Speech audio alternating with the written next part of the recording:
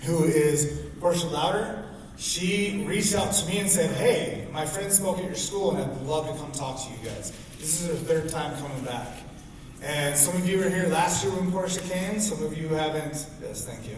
Some of you have never seen her. She has a great story of triumph over obstacles. And so please listen to her. Please be respectful. So give it a hand, everyone, for Portia Louder.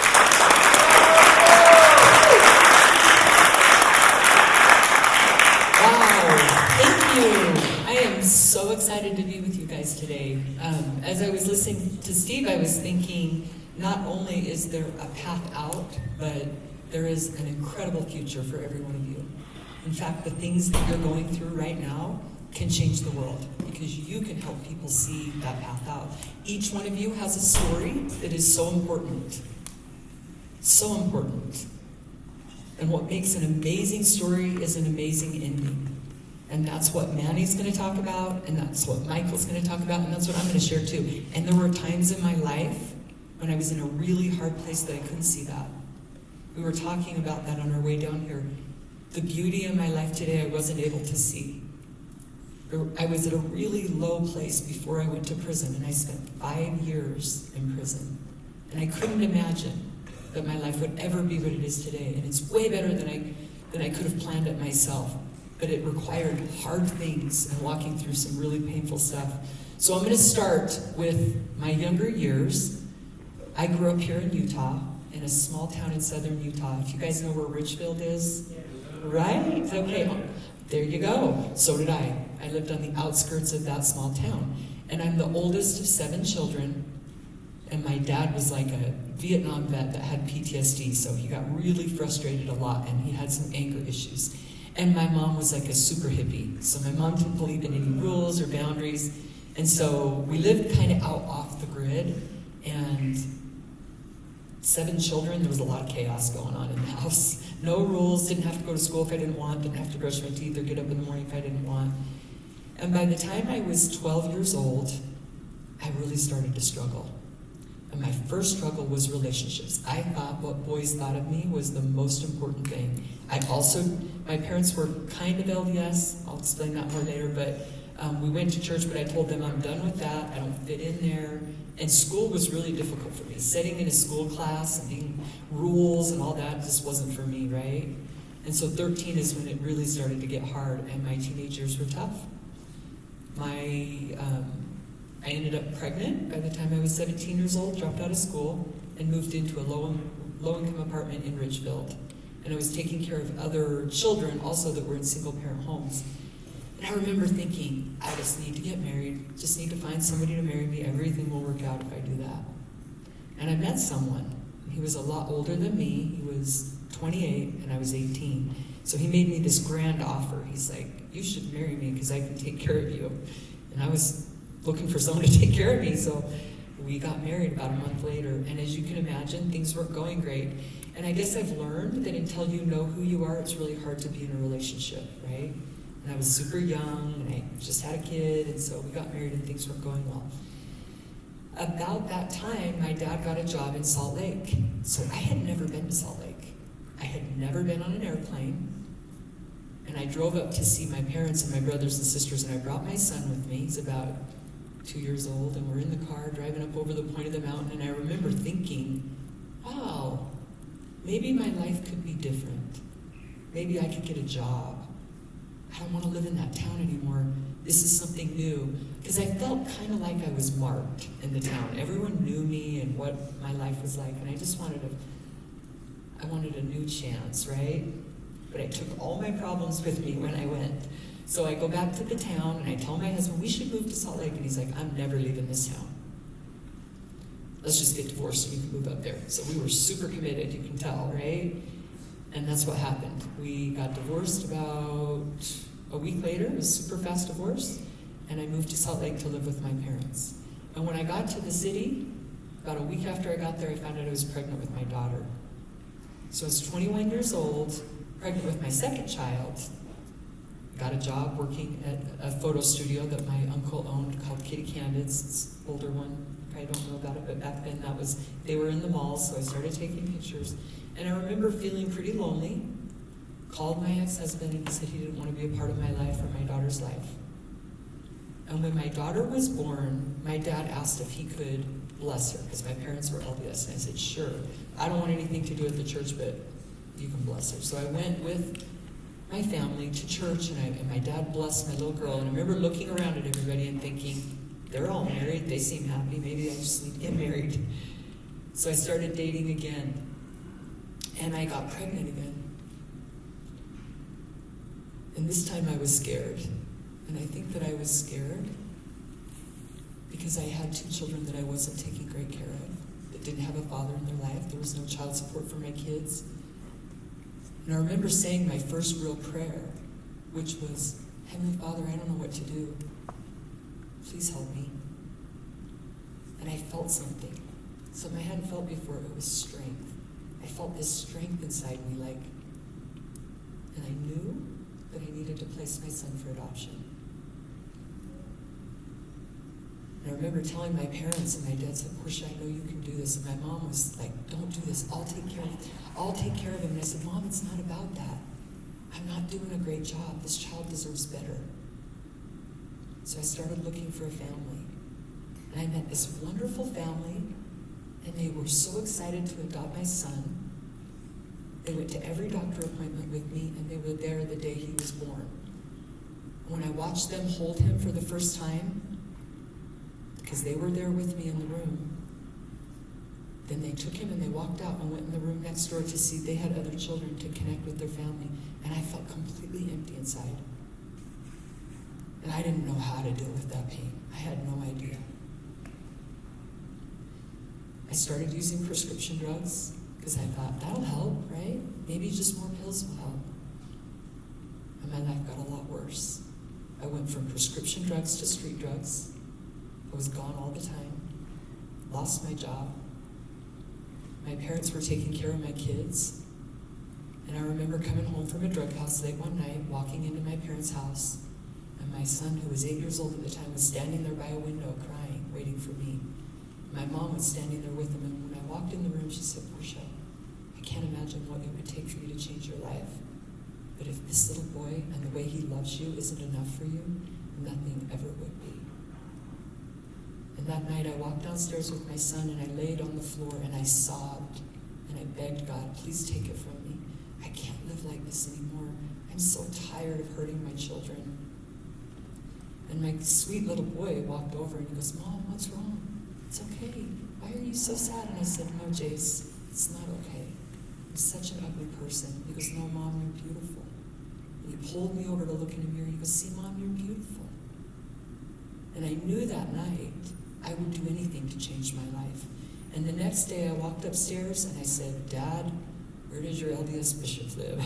I had to be really desperate to say that because I had nothing to do with the church up to that point. I didn't know where to go, what to do. And I went across the street and I knocked on the bishop's door and I said, hey, I'm a drug addict.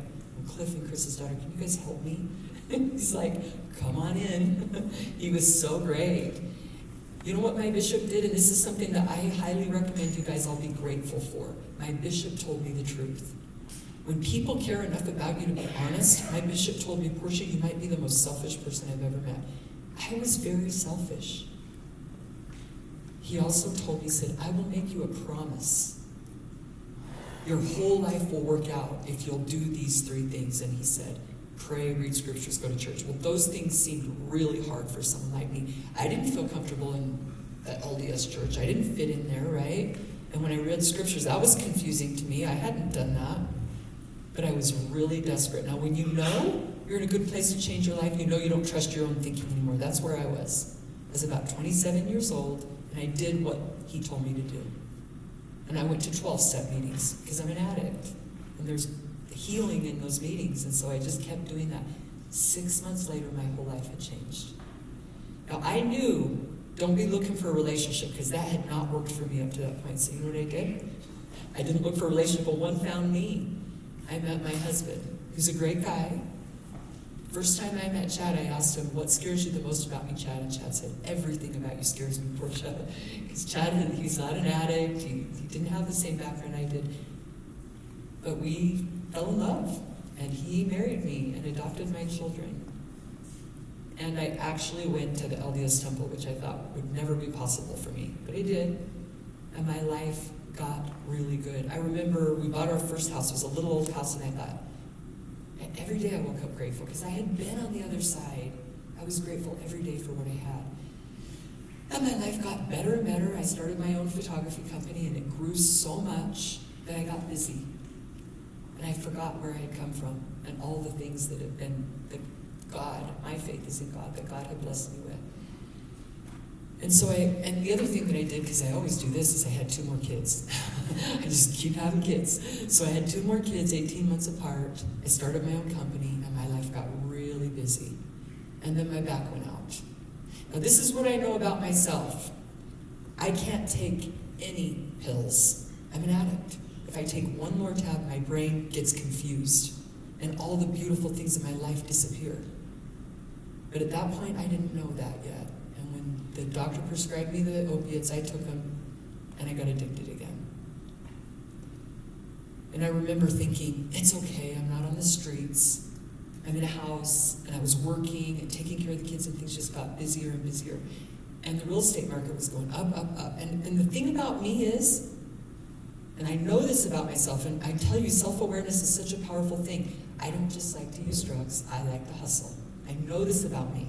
I like to flip things and make money and do things, right?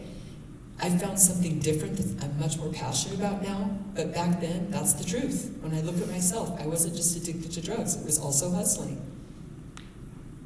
And I heard that I was under investigation because I started getting into these real estate deals that weren't good.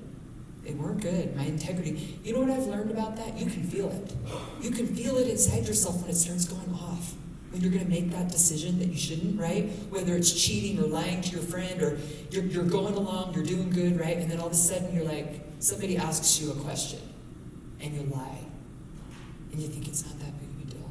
But what you did is you just let yourself down. And that's what I did. I just ruined my own integrity. I'm starting to feel crappy about myself. But I'm scared, because I already built all this stuff. I don't want to lose everything I built. Then I hear I'm under investigation. It's the FBI. Nobody wants the FBI to come around. I'm terrified. And I'm thinking, you guys, I can't go to prison. If I go to prison, I'll lose everything. It's too scary. My husband will leave, my kids, financially, everything. And I was so scared. Now, what do you think would have happened when the FBI came around if I would have said, yes, I made some mistakes, how can I make it right? I know it's super scary, right? But the truth is, that's where all your power lies. When you make a mistake, you just say, okay, I made some mistakes, how do I make it right? Immediately, you stand on solid ground when you own your mistakes. That's not what I did. I made excuses. You know what I did? I told them to take a lie detector test. I'm like so arrogant. I drove down to the FBI building and I said, I think you guys should take a lie detector test. That went over really well. And when they showed up and they tried to talk to my husband, I said, don't talk to him, don't say a thing. Like, that went over really well. I was terrible. I made things so much worse for myself, right? And by the time, and I drug it out for a long time, made it way worse, and then I had to walk into a federal courthouse one day. How do you think they felt about me at that point? Because I've been making excuses. It's the banks. Everybody else screwed up. It wasn't me. I'm not that bad. How do you think they felt? They were mad at me. And I don't know if any of you guys have had this experience, but when you walk into a courtroom and they say the United States of America versus Portia Louder, that's a daunting feeling. You're like, oh. And the denial that I've been in, like, I didn't do anything wrong, I'm going to get probation, they're dirty, I'm not, all that slips away when you sit there and the judge is on one side and you're on the other, and the prosecutor, and you're like, oh. And I felt a level of loneliness I never want to feel again. And I realized I have done this to myself, and the judge is going to give me the maximum sentence, and I probably deserve it because of the way I've acted. It could have been different, but I brought us here. And I looked back at my husband and children, and I just started to cry. How could I have drugged them through this? I stood up, and the judge said, do you have anything you want to say? And I said, I'm just so sorry. I'm so sorry for what I did to my family and to my community. He said, all right, thank you, Ms. Louder. I'm sentencing you to 84 months in federal prison, which is 7 years, which was the maximum that he could give me. And I remember feeling, it kind of took my breath away. And then I turned around and I watched my husband and my youngest child, who was 7 years old, to our older daughter, and stand there in tears and plead with the judge. He said, please give her time to say goodbye to our family. She's going to need that. Because he was planning on locking me up right then. And the judge said, I'll give you 8 weeks. So I walked out of that prison knowing 8 weeks later I would leave my family and go to a federal prison in California for 7 years. I remember leaving and thinking how foolish I had been. I don't know if you've ever been in that situation where all of a sudden it seems so clear, like, what was I thinking? How could I have traded everything important for something so dumb as money? And all that hustle and everything that I had been involved in became so clear to me. Everything I ever needed was right in front of me. I wanted time with my children. All those little moments I had, I gave away for what? I remember looking around and thinking, the world will never be the same, and it never has. What I didn't know was that was the death of something that needed to go. Right then, that pain that I was experiencing was purifying for me, and it gave me a chance to build something new. I had 8 weeks, and I watched my children sleep, and I drove my son to school, and I wondered how I had ever missed the beauty of my life. How could I have missed all those beautiful moments? The last night I spent with my family, I cleaned my house. I walked around, and I thought this will be the last time I'll clean my house for my family. My husband drove me to Dublin, California. Saying goodbye to my children was, my mother, who came to get my kids, just turned away. It was too painful for her to watch. My son, who was about your age, who was 14 when I left, Mom, it's okay, I'll take care of everything, you'll be okay. Kids shouldn't have to do that, right? My little 7-year-old girl, little tangles in her hair, was sobbing. My mom picked her up and walked away. It was a 14-hour drive to get to Dublin, and I walked into a federal prison with 1,000 women. Everybody was wearing khaki. Nobody looked happy. And I wondered if I could do it, even a day or a week, let alone 7 years. I spent 3 days sitting in my bunk. They put me in an A&O cell, and I just laid there. So brokenhearted I couldn't move. Couldn't even go to get something to eat. And my they call them bunkies or cellmate, she kept saying, you've got to leave. They're going to go put you in an isolation cell if you don't get out. They're going to think you're suicidal. You've got to leave. And I said, go away. Just go away. And then I got on my knees and I said the most important prayer I've ever said in my life, which was, Heavenly Father, I have failed everybody. I'm in the deepest hole. I have failed my children and my family, and I can't see my way out of this. I just need to know who I am to you. And sitting in federal prison at my lowest place ever, I felt more love than I've ever felt in my life. Completely known, loved, and connected to everything on this earth. And I could see that not only do I have such an important purpose on this earth, but everyone in that prison, every one of you, has the most important purpose and is so loved and valued. If you know nothing else from this today, please know this. You are so important. Your story and who you are and what you've experienced has a very unique and important purpose on this earth. You're here for a reason. And your experiences will bless people you can't comprehend yet. Because of you, the world will be different. Because of you, your families will be different. I don't know why it took me such a low moment to understand and know my worth, but it was worth it for me to know who I am, because it changed me. And what I learned is you can do really hard things when you know who you are. Please ask that question in whatever way you decide to, so that you know how valuable you are. I'm accountable to that now. I spent almost 5 years away from my family. I'm lucky. I got a year in a program I did off, and I got some good time. It wasn't easy. I felt pain I never thought I could feel. My heart was broken. I was angry sometimes. What I'm grateful for were the women that I met, and their kindness and compassion. I remember going out to a table my first week in, sitting there, and I was just crying. My heart was so broken. And a woman that I didn't even know, she said, "It's okay. You're okay. We got you. Just keep breathing. We'll take care of you. You'll get through this." That's what you guys do for each other. Even though you probably drive each other crazy, when somebody's hurting, you're there for each other, right? Man, am I grateful for the people that I met and their kindness for me. Because we were all hurting, because we all made some pretty serious mistakes. We'd let people down and we'd let ourselves down. About halfway through my sentence, so I got transferred after a year in Oakland, California, to Minnesota. And that's even further away. And I highly don't recommend anyone ever go to prison because it's really awful when you get transferred. They chain and shackle you. I don't know if you've had that experience yet, but it sucks. Then they put you on Con Air and they don't feed you for days, and it's bad. It's really bad. And I went from county jail to county jail for about a month, getting transferred to California. Spent about 3 months in the SHU too, so I know all those things suck. But when I got to Minnesota, it took me probably 6 months sitting under a tree every day crying, just to detox all the pain I felt, all that hurt. And I felt so sorry for the pain I caused my children. And then something happened. I was in a class, and a girl stood up, and she got so honest. She said, "I'm here 100% because of me.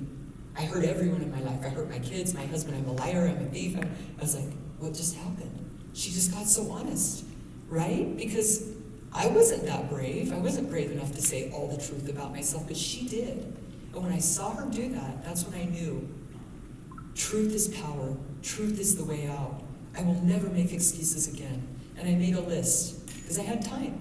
That's one of the benefits of being locked up. You have time. What you do with it will determine the outcome of that experience. I made a list of everything I had done to hurt anyone, and I shared it. I called my kids and I said, "I hurt you, and I'm so sorry. Tell me how I hurt you."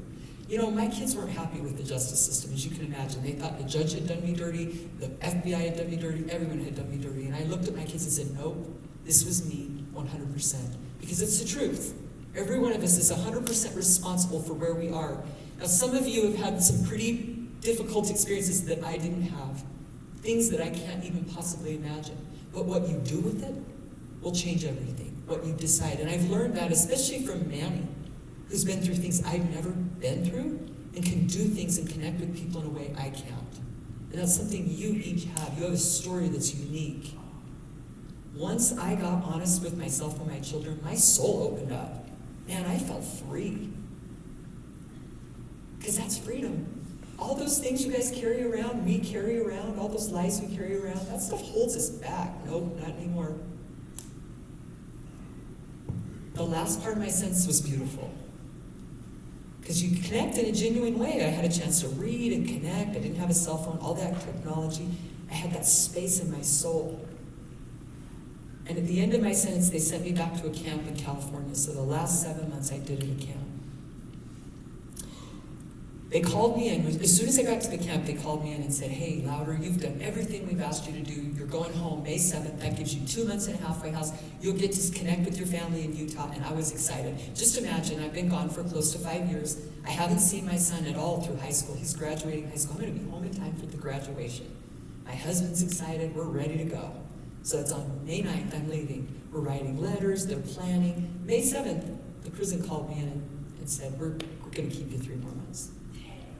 Right? You get that, right? I remember a volunteer said, "It's only 3 more months," and I almost punched her, and I'm not even violent. I was so mad. I was like, how can you even say that? She didn't understand how brokenhearted I was. I remember looking at the case manager and going, "Please don't do this," because I already know it's not going to change it. I was just like, "Please don't do this." She goes, "There's nothing we can do." I called my husband, and he's like, "Are you kidding me?" He's just like, "I'm so sick and tired of this crap, you know?" And then I went to the chapel every day and cried, because my heart was so broken. I was just like, why did you do this to me? Heavenly Father, I did everything you asked me to do. And a volunteer comes in, and he says this amazing prayer with me. He's like, you know what he said? This is pretty cool. He said, "Oh, Portia, your Heavenly Father knows you. You are so known and loved, and He's given you strength to go through everything you've gone through." And he said, "And you will speak to the youth. That's your purpose on this earth." I didn't know what that meant, and here I am speaking to you guys. Nobody could have told me when I got that setback that Heavenly Father was preparing me for exactly what I'm doing today. So I went and I called my husband and I said, listen, I am not leaving a victim if they keep me 10 more years. I'm leaving happy, joyous, and free. This is my chance to decide how I'll respond to this. And I chose to respond with love. I connected with those women, and 3 months later, my husband was standing outside with flowers when I walked out of that prison. And I was so excited. I was so nervous and excited. It was like way better than getting married. Just holding, it really was. It was just the feeling of, like, when you go through hard things, it purifies you, it really does. And when I walked out and I sat there and I held my husband's hand, I felt like electricity. I still do. Do you know how much I love him that we did that together? How grateful I am? And little did I know that the most beautiful parts of my life would still come. One of those things is that son that I placed for adoption reached out to me. And that's him right here. He's filming me today. That's my son, David. Yeah. How beautiful is that I've been able to build that relationship and get to know him? I didn't know that I've written 2 books. Who knew I could be a writer? I didn't even graduate high school. I mean, seriously, the things that you can do when you turn your life around and you get sober. My books are available in prisons across the country now. I get to speak and connect with people like you, and it is such my privilege. I truly feel honored to connect with you and know you. I want to thank you guys, because I know it's not easy to sit and listen. It's such a beautiful thing to spend time with you. You're my people. I appreciate your focus and willingness to listen. I want you to know that the best is yet to come. Through whatever you're going through, the best is yet to come. You can't see it yet, but there is something so beautiful on the other side of what you're experiencing now, and what you do today matters big time. My children trust me. My community trusts me, because of the way I responded to what happened to me, and that's available to all of you. You can become the people that is worthy of the job, the family, the love, because it's within your control. Your integrity is within your control. Know that what you do matters. Every single day your choices matter. And God bless you. Thank you for letting me share it.